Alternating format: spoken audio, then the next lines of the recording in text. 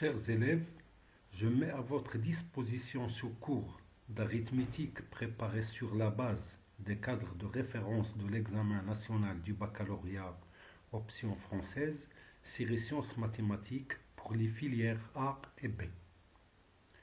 Ce cours n'est en fait qu'une continuité de ce que vous avez déjà vu en tronc commun et en première année sciences mathématiques.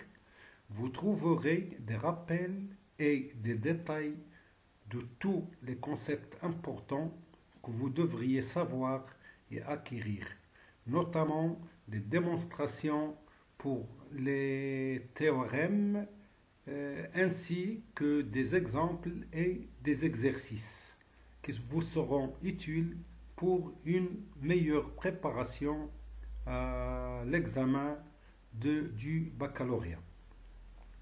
J'espère bien que ce cours va combler une partie du vide causé par l'absence forcée de vos professeurs et par suite par l'absence de l'interaction qui est très utile pour un bon apprentissage. Mais malgré tout ça, à vos efforts, vous pouvez aboutir. Merci et bonne chance à tous.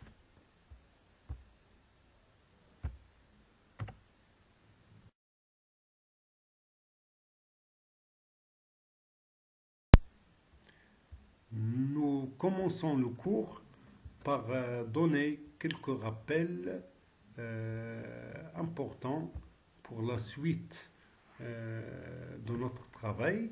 Ces rappels vont nous aider à démontrer des propriétés importantes concernant le PGCD et le PPCM.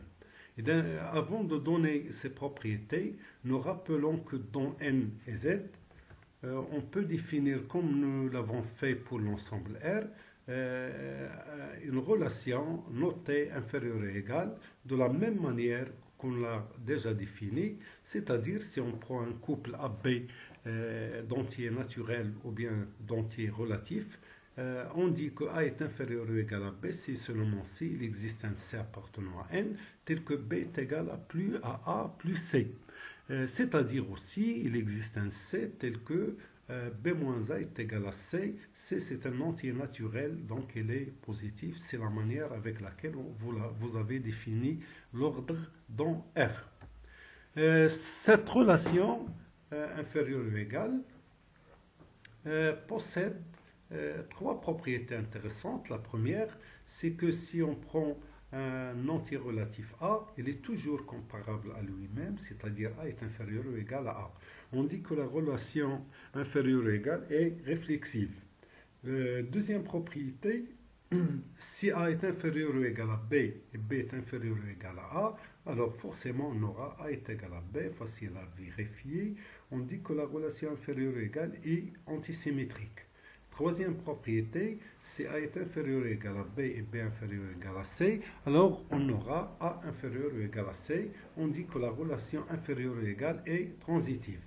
Donc, dans ces deux ensembles, si on prend deux entiers A et B, ils sont toujours comparables, c'est-à-dire soit on a A inférieur ou égal à B ou B inférieur ou égal à A, on dit alors que la relation inférieure ou égale est une relation d'ordre total dans M et dans Z. On passe maintenant à une propriété importante de l'ensemble N. Dans cet ensemble, toute partie non vide admet un plus petit élément. Cette propriété, par exemple, on ne la trouve pas dans l'ensemble R. Si on prend, par exemple, un intervalle ouvert, 0,1 par exemple, on voit que c'est une partie non vide de R, mais on ne sait pas le plus petit élément de cet intervalle. On ne le connaît pas. Mais dans N, les choses changent. Si on prend n'importe quelle partie non vide de N, il va commencer forcément par un élément qui est petit, le plus petit que tous les autres. Par exemple, si on prend n, n est une partie non vide de lui-même, il commence par 0, 0 qui est le plus petit élément de n. L'exemple qui est devant nous aussi nous donne les nombres qui s'écrivent sous la forme de n plus 7 tel que n appartient à n. C'est une partie non vide, bien sûr. Il suffit de donner à n n'importe quelle valeur et vous allez trouver un élément de cet ensemble. Il admet un plus petit élément qui est 7. Dans Z, nous avons aussi une propriété importante, similaire à la précédente. Toute partie non vide et bornée de Z admet un plus petit et un plus grand élément. Exemple, si on prend l'ensemble des entiers relatifs n qui vérifie n plus 2, le taux au carré est inférieur à 6, c'est une partie bornée de Z. On passe à un théorème important qui caractérise l'ensemble Z ainsi que les ensembles que vous avez déjà vus, comme l'ensemble Q, l'ensemble R. Dans Z, ce théorème porte le nom de propriété d'Archimède. Dans Z, on l'annonce comme suit.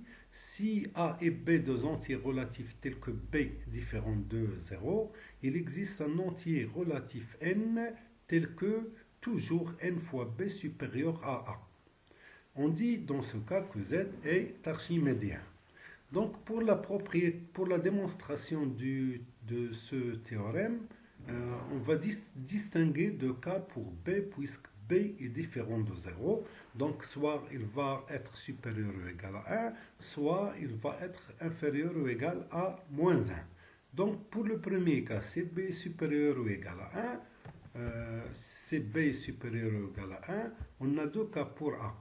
Si A est supérieur ou égal à 0, il suffit de prendre n est égal à A. Si on remplace ici, on va trouver AB supérieur à A qui est vrai parce que le B est supérieur à 1. Deuxième cas pour A, si A est inférieur strictement à 0, il suffit de prendre le n égal à 0, 0 supérieur à un nombre négatif qui est A. Donc pour ce cas-là, on a réussi à trouver toujours un entier relatif qui vérifie cette inégalité. Notre deuxième cas, pour B inférieur ou égal à moins 1, on a moins B sera supérieur ou égal à 1, donc on tombe dans ce premier cas. Donc il va exister un entier qu'on va appeler M, tel que M fois moins B qui est supérieur à 1, comme pour le premier cas, il est supérieur ou égal à A. Donc il suffit de prendre notre n est égal à moins m. Donc cette propriété porte le nom de propriété d'Archimède dans l'ensemble Z. On passe maintenant à un théorème très intéressant en arithmétique. Vous l'avez déjà vu, soit en tronc commun ou bien en première année. On va le rappeler vu son importance. C'est le théorème de la division euclidienne dans Z. L'énoncé de théorème est le suivant. Soit A et B, deux entiers relatifs tels que B différent de 0, il existe un unique couple QR élément de Z croix N, c'est-à-dire Q est un entier relatif et R est un entier naturel, tel que A est égal à BQ plus R avec R supérieur ou égal à 0, inférieur strictement à B. Les nombres Q et R s'appellent respectivement le quotient pour Q, le reste pour R de la division euclidienne de A par B. Dire qu'on effectue une division euclidienne, c'est-à-dire, ça revient à dire à déterminer son reste et son quotient.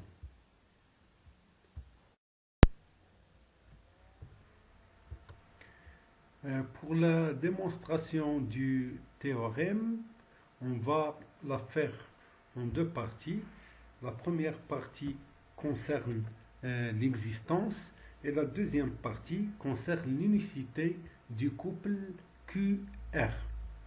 Pour l'existence, nous allons considérer l'ensemble A formé d'entiers naturels de la forme A-BQ avec Q un entier relatif quelconque. On voit bien que cette partie A n'est pas vide, car si on prend A plus la valeur absolue de BA, on voit que c'est un élément de A.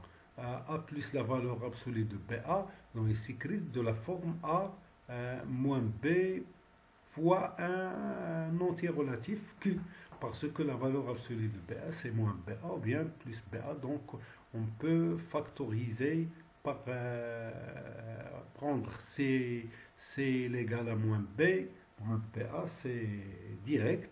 Si est égal à plus B, on peut l'écrire moins B fois moins A, c'est-à-dire le Q est égal à moins A. C'est facile à voir. A est une partie non vide de N, d'après la propriété précédente. Donc A va admettre un plus petit élément qu'on va noter R. Donc notre R appartient à A, qui est une partie de N. Donc R est forcément supérieur ou égal à 0, parce que le 0, c'est le plus petit élément de N, comme nous l'avons déjà vu. Il existe donc un entier relatif Q tel que le R s'écrit sous la forme A moins PQ. Bien sûr, R c'est un élément de A, donc il a cette forme. Donc pour l'existence de R, on a réussi à trouver le R. Et ça reste à vérifier ou bien à voir, c'est le vrai R qu'on cherche. Donc il doit vérifier aussi cette propriété. R moins la valeur absolue de B devra être négatif. On va voir ça. Si on prend R moins la valeur absolue de B, il est égal à A moins BQ moins la valeur absolue de B. Donc il existe un entier relatif Q' tel que R moins B est égal à A moins Q'. Pourquoi ça? Parce que moins B, la valeur absolue de B, il est soit moins B, soit B. Donc si on peut toujours factoriser par moins B. Donc l'existence de notre Q' est assurée. Donc on voit que R moins B, R moins la valeur absolue de B, possède aussi une forme similaire aux éléments de l'ensemble A. Mais nous allons voir est-ce que cet élément appartient vraiment à A ou bien non. On sait que R est le plus petit élément de A. Et on a R moins la valeur absolue de B est inférieur à R. Donc bien sûr, on est devant des quantités positives. Donc c'est vrai, R moins la valeur absolue de B est inférieur à R. Donc R moins la valeur absolue de B n'appartient pas à parce qu'il est inférieur au plus petit élément de A qui est R. Donc cet élément forcément il est négatif. Il est négatif. Parce que s'il était positif, il sera un élément de A, ce qui est contradictoire ou bien ce qui contredit le fait que R est le plus petit élément. Donc forcément on a R moins la valeur absolue de B inférieure à 0, ce qui implique que R est inférieur strictement à la valeur absolue de B. Donc on a pu trouver un entier relatif Q, un entier relatif R. Ce R il est supérieur ou égal à 0, il est inférieur strictement à la valeur absolue de B, d'où l'existence du couple qui vérifie cette. Pour l'unicité, nous allons supposer l'existence d'un autre couple Q', R', qui vérifie la propriété de la division euclidienne, c'est-à-dire, d'une part, A s'écrit comme BQ plus R, avec le R bien sûr compris entre 0 et la valeur absolue de B, et A s'écrit aussi sous la forme BQ' plus R' avec notre R' supérieur ou égal à 0, inférieur ou égal la valeur, inférieur strictement la valeur absolue de B. Donc en faisant la différence des deux égalités, membre à membre, on va trouver que le 0 est égal à BQ' moins Q plus R' moins R. En passant aux valeurs absolues, on va trouver ceci, la valeur absolue de R' moins R qui est égale à la valeur absolue de B fois la valeur absolue de Q' moins Q. On va noter cette égalité par dièse. Or, on sait que R' est compris entre 0 et inférieur strictement supérieur ou égal à 0, inférieur strictement à la valeur absolue de B, et moins R est supérieur strictement moins la valeur absolue de B inférieure ou égale à 0, il vient d'ici, si on multiplie cette double inégalité par moins 1, on va trouver celle-là. Donc, en faisant la somme des deux doubles inégalités, on va trouver bien sûr moins la valeur absolue de B inférieure à R' moins B inférieur strictement à la valeur absolue de B, ce qui signifie en termes de valeur absolue que la valeur absolue de R' moins R est inférieur strictement aux valeurs absolues de B. Et en reportant cette inégalité ici, on va trouver ce résultat. B, la valeur absolue de B fois la valeur absolue de Q' moins Q inférieure strictement à la valeur absolue de B. De plus, on sait que B est différent de 0, pareille hypothèse. Donc, valeur absolue de B est un entier supérieur ou égal à 1. Donc, on peut simplifier aisément et trouver la valeur absolue de Q' moins Q inférieure à 1, strictement. Or, la valeur absolue de Q' moins Q est un entier naturel qui est inférieur strictement à 1, donc elle est égale à 0. Par suite, Q' est égal à Q. Donc, puisque Q' est égal à Q, Q' est égal à Q, on en déduit facilement que R est égal à R', d'où l'unicité du couple QR. Passons à quelques exemples. Nous allons par exemple traiter le premier exemple et donner quelques remarques. Vous pouvez voir les autres exemples 2, 3 et 4. Donc si on fait la division euclidienne de 47 par 9, on peut écrire 47 est égal à 9 fois 5 plus 2, avec le 2 compris entre 0 et 9. On peut aussi voir que 47 s'écrit 9 fois 4, 36, 36 plus 11. Mais voyons que notre 11 n'est pas le reste, si on fait la deuxième, il n'est pas inférieur à 9. Donc cette écriture-là, c'est l'écriture de la division euclidienne de 47 par 9, et le couple unique, c'est 5 et 2, qui vérifie le théorème de la division euclidienne. Et donc vous pouvez vous-même voir les exemples qui restent, dans lesquels on a changé les signes et on a choisi un A positif, un B négatif, un négatif, B positif et les deux négatifs. Mais faites attention, notre reste, il est toujours positif et inférieur ou égal à la valeur absolue du diviseur, qui est ici B. Pour vous entraîner, alors, essayez de faire ces deux applications, ces deux petites applications. Donc, prenez un stylo et un papier, essayez de le faire. Donc, la première application, vous allez déterminer l'entier naturel n qui, divisé par 23, a pour reste 1. On parle ici de la division euclidienne, bien sûr. Et qui, divisé par 17, a le même quotient et pour reste 13. Donc essayez de le faire, c'est facile pour vous entraîner à la division euclidienne. Et une deuxième application, il est un peu littéral, mais c'est facile. Ça on a donné une application numérique, ici littérale. Donc vous allez soit A un entier relatif et B un entier naturel non nul, et Q le quotient de la division euclidienne de A-1 par B. Donc essayez de déterminer le quotient de la division euclidienne de A fois B à la puissance 9 moins. Donc on va donner les solutions aux deux exercices proposés. Pour le premier exercice, on nous a demandé de trouver un entier naturel n tel que divisé par 23 pour S1 et divisé par 17 pour S13, sachant qu'elle a le même quotient que la précédente division euclidienne.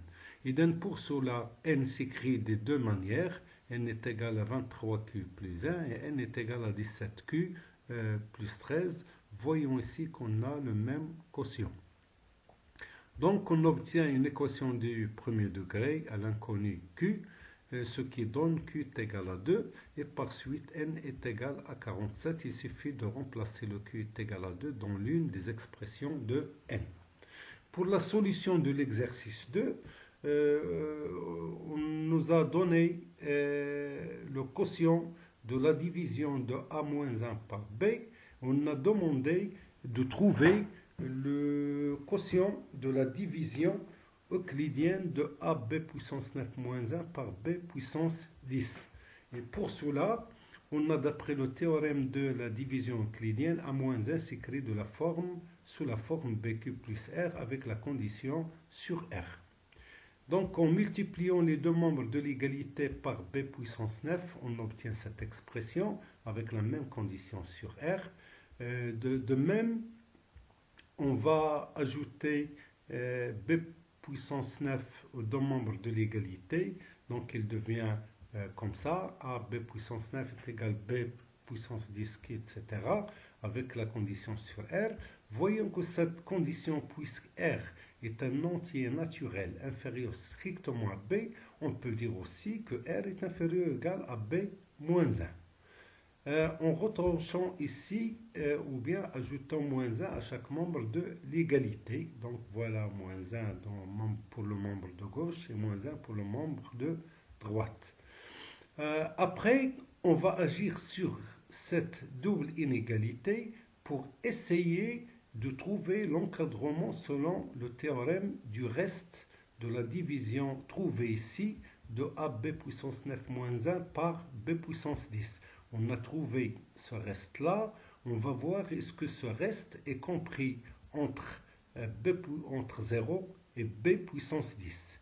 Donc pour cela, on va ajouter moins 1 à chaque membre de cette double inégalité pour obtenir ce reste-là. Donc B puissance 9 moins 1 étant supérieur ou égal à 0, c'est vrai, puisque B est supérieur ou égal à 1.